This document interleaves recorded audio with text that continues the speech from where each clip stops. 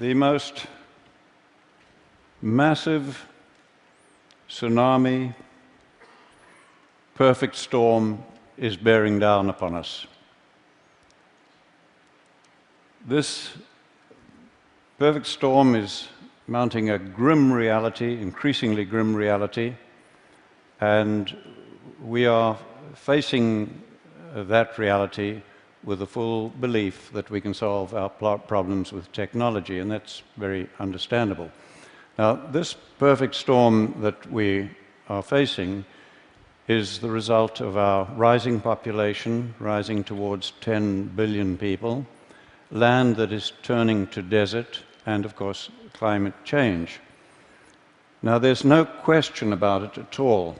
We will only solve the problem of replacing fossil fuels with technology. But fossil fuels, carbon, coal, and gas, are by no means the only thing that is causing climate change. Desertification is a fancy word for land that is turning to desert, and this happens only when we create too much bare ground. There's no other cause. And I intend to focus on most of the world's land that is turning to desert. But I have for you a very simple message that offers more hope than you can imagine. We have environments where humidity is guaranteed throughout the year. On those, it is almost impossible to create vast areas of bare ground, no matter what you do. Nature covers it up so quickly. And we have environments where we have months of humidity followed by months of dryness, and that is where desertification is occurring. Fortunately, with space technology now, we can look at it from space. And when we do, you can see the proportions fairly well. Generally, what you see in green is not desertifying, and what you see in brown is. And these are by far the greatest areas of the Earth. About 2/3, I would guess, of the world is desertifying. I took this picture in the Tihama Desert while 25 millimeters, that's an inch of rain, was falling. Think of it in terms of drums of water, each containing 200 liters. Over 1,000 drums of water fell on every hectare of that land that day. The next day, the land looked like this. Where had that water gone? Some of it ran off as flooding, but most of the water that soaked into the soil simply evaporated out again, exactly as it does in your garden if you leave the soil uncovered. Now, because the fate of water and carbon are tied to soil organic matter, when we damage soils, you give off carbon. Carbon goes back to the atmosphere. Now, you are told over and over, repeatedly, that desertification is only occurring in arid and semi-arid areas of the world, and that tall grasslands like this one, in high rainfall, are of no consequence. But if you do not look at grasslands, but look down into them, you find that most of the soil in that grassland that you've just seen is bare and covered with a crust of algae, leading to increased runoff and evaporation. That is the cancer of desertification that we do not recognize till its terminal form. Now, we know that desertification is caused by livestock, mostly cattle, sheep, and goats, overgrazing the plants, leaving the soil bare and giving off methane. Almost everybody knows this, from Nobel laureates to golf caddies, or was taught it, as I was. Now, the environments like you see here, dusty environments in Africa, where I grew up, and I loved wildlife, and so I grew up hating livestock because of the damage they were doing. And then my university education as an ecologist reinforced my beliefs. Well, I have news for you. We were once just as certain that the world was flat. We were wrong then, and we are wrong again. And I want to invite you now to come along on my journey of re-education, and discovery. When I was a young man, a young biologist in Africa, I was involved in setting aside marvelous areas as future national parks. Now, no sooner, this was in the 1950s, and no sooner did we remove the hunting, drum-beating people to protect the animals, then the land began to deteriorate, as you see in this park that we formed. Now, no livestock were involved, but suspecting that we had too many elephants now, I did the research and I proved we had too many, and I recommended that we would have to reduce their numbers and bring them down to a level that the land could sustain. Now, that was a terrible decision for me to have to make, and it was political dynamite, frankly. So our government formed a team of experts to evaluate my research. They agreed with me, and over the following years, we shot 40,000 elephants to try to stop the damage. And it got worse, not better. Loving elephants as I do, that was the saddest and greatest blunder of my life, and I will carry that to my grave. One good thing did come out of it. It made me absolutely determined to devote my life to finding solutions. When I came to the United States, I got a shock to find national parks like this one desertifying as badly as anything in Africa. And there'd been no livestock on this land for over 70 years. And I found that American scientists had no explanation for this except that it is arid and natural. So I then began looking at all the research plots I could over the whole of the western United States where cattle had been removed to prove that it would stop desertification. But I found the opposite. As we see on this research station, where this grassland that was green in 1961, by 2002, had changed to that situation. And the authors of the position paper on climate change, from which I obtained these pictures, attribute this change to unknown processes. Clearly, we have never understood what is causing desertification, which has destroyed many civilizations and now threatens us globally. We have never understood it. Take 1 square meter of soil and make it bare, like this is down here, and I promise you, you will find it much colder at dawn and much hotter at midday than that same piece of ground if it's just covered with litter, plant litter. You have changed the microclimate. Now, by the time you are doing that and increasing greatly the percentage of bare ground on more than half the world's land, you are changing macroclimate. But we have just simply not understood why was it beginning to happen 10,000 years ago? Why has it accelerated lately? We had no understanding of that. What we had failed to understand was that these seasonal humidity environments of the world, the soil and the vegetation, developed with very large numbers of grazing animals. And that these grazing animals developed with ferocious pack-hunting predators. Now, the main defense against pack-hunting predators is to get into herds. And the larger the herd, the safer the individuals. Now, large herds dung and urinate all over their own food, and they have to keep moving. And it was that movement that prevented the overgrazing of plants, while the periodic trampling ensured good cover of the soil, as we see where a herd has passed. This picture is a typical seasonal grassland. It has just come through 4 months of rain, and it's now going into 8 months of dry season. And watch the change as it goes into this long dry season. Now, all of that grass you see above ground has to decay biologically before the next growing season. And if it doesn't, the grassland and the soil begin to die.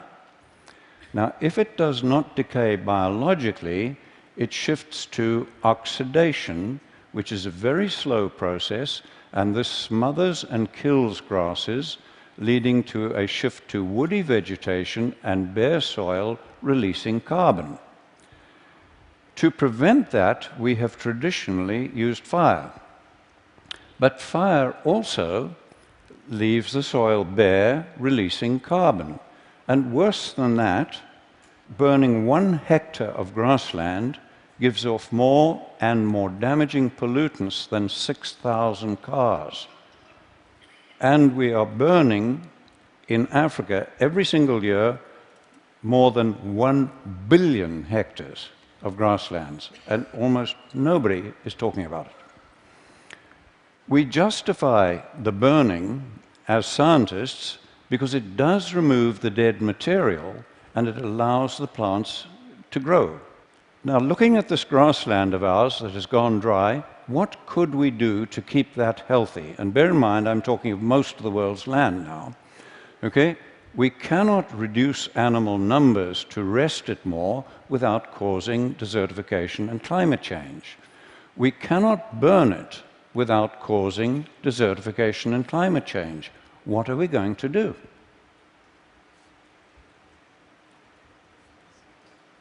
There is only one option. I repeat to you, only one option left to climatologists and scientists, and that is to do the unthinkable and to use livestock, bunched and moving, as a proxy for former herds and predators and mimic nature. There is no other alternative left to mankind. So let's do that. So on this bit of grassland, we'll do it, but just in the foreground. We'll impact it very heavily with cattle to mimic nature, and we've done so, and look at that.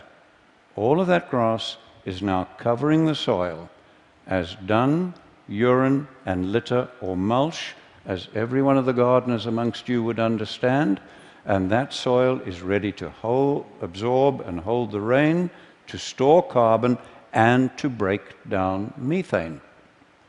And we did that without using fire to damage the soil, and the plants are free to grow.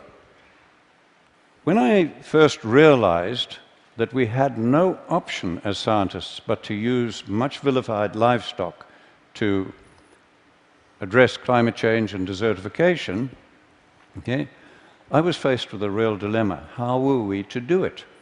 We'd had 10,000 years of extremely knowledgeable pastoralists bunching and moving their animals, but they had created the great man-made deserts of the world.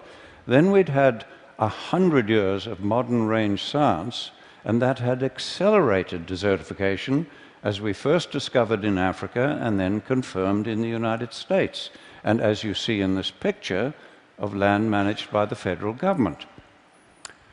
Clearly more was needed than bunching and moving the animals, and humans, over thousands of years, had never been able to deal with nature's complexity. But we biologists and ecologists had never tackled anything as complex as this. So rather than reinvent the wheel, I began studying other professions to see if anybody had. And I found there were planning techniques that I could take and adapt to our biological need, and from those I developed what we call holistic management and planned grazing, a planning process. And that does address all of nature's complexity and our social, environmental, economic complexity. Today, we have young women like this one teaching villagers in Africa how to put their animals together into larger herds, plan their grazing to mimic nature, and where we have them hold their animals overnight, we run them in a predator-friendly manner, so we have a lot of lions and so on, and where they do this and hold them overnight to prepare the crop fields, we're getting very great increases in crop yield as well. Let's look at some results. This is land close to land that we manage in Zimbabwe. It has just come through 4 months of very good rains, it got that year, and it's going into the long dry season. But as you can see, all of that rain, almost all of it, has evaporated from the soil surface. Their river is dry despite the rain just having ended, okay? And we have 150,000 people on almost permanent food aid. Now let's go to our land nearby on the same day with the same rainfall and look at that. Our river is flowing and healthy and clean, it's fine. The production of grass, shrubs, trees, wildlife, everything is now more productive, and we have virtually no fear of dry years. And we did that by increasing the cattle and goats 400%, planning the grazing to mimic nature and integrate them with all the elephants, buffalo, giraffe, and other animals that we have. But before we began, our land looked like that. This site was bare and eroding for over 30 years, regardless of what rain we got. Okay? Watch the marked tree and see the change as we use livestock to mimic nature. This was another site where it had been bare and eroding, and at the base of the marked small tree, we had lost over 30 centimeters of soil, okay? And again, watch the change just using livestock to mimic nature. And there are fallen trees in that now because these are now, the better land is now attracting elephants, etc. This land in Mexico was in terrible condition, and I've had to mark the hill because the change is so profound.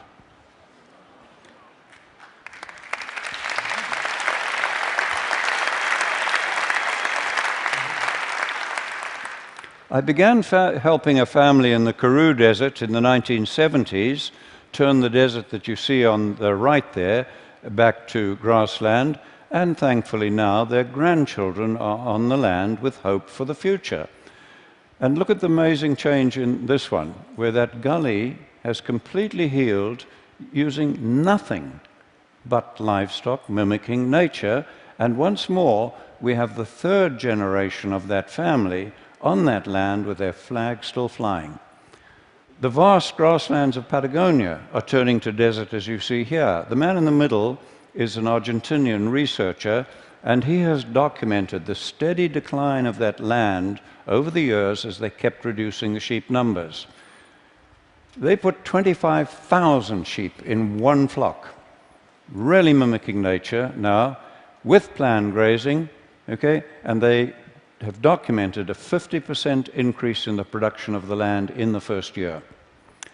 We now have in the violent Horn of Africa pastoralists planning their grazing to mimic nature and openly saying it is the only hope they have of saving their families and saving their culture. 95% of that land can only feed people from animals. I remind you that I am talking about most of the world's land here that controls our fate, including the most violent region of the world where only animals can feed people from about 95% of the land. What we are doing globally is causing climate change as much as, I believe, fossil fuels, and maybe more than fossil fuels. But worse than that, it is causing hunger, poverty, violence, social breakdown, and war. And as I am talking to you, millions of men, women, and children are suffering and dying. And if this continues, we are unlikely to be able to stop the climate changing even after we have eliminated the use of fossil fuels. I believe I've shown you how we can work with nature at very low cost to reverse all this. We are already doing so on about 15 million hectares on 5 continents. And people who understand far more about carbon than I do calculate that for illustrative purposes, if we do what I'm showing you here, we can take enough carbon out of the atmosphere and safely store it in the grassland soils for thousands of years.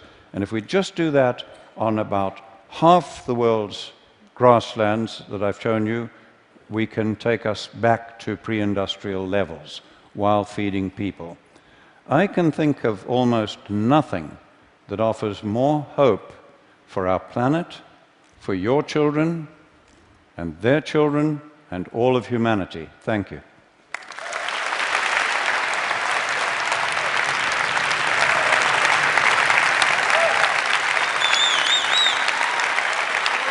Thank you.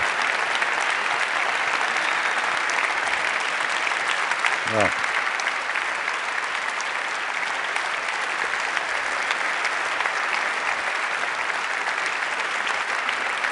Thank you, Chris.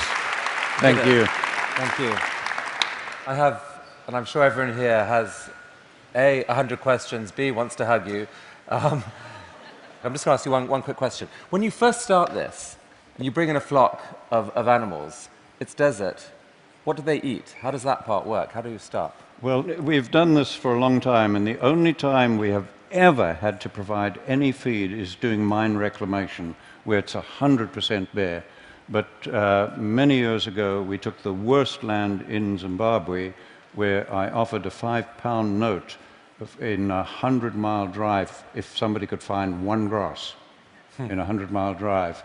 And on that, we trebled the stocking rate, the number of animals, in the first year with no feeding, just by the movement, mimicking nature, and using a sigmoid curve, that principle. It's a little bit technical to explain here, but well, I would love to. Yeah. I mean, this is such an interesting and important idea. Yeah. The best people on our blog are going to come and talk to you and try and. I want to get more on this that we wonderful. Can share along with the talk. That is an astonishing talk, truly an astonishing talk, and I think you heard that we all are cheering you on your way. Thank you so much. Well, thank you all. Thank you all. Thank you, Chris.